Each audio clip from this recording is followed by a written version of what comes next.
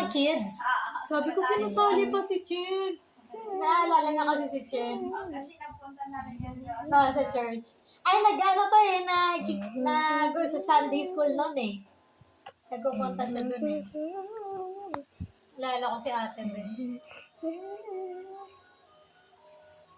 Mas lalo na malungkot si Joshua yan. Siyempre. Oo nga eh. Pero kung may girlfriend, makalimutan niya yan. Nag-girlfriend siya, di ba, Tip?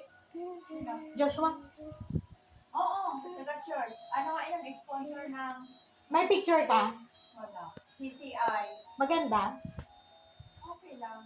Parang matanda kay Joshua Onsi. College na yan eh. Ah, matanda onti.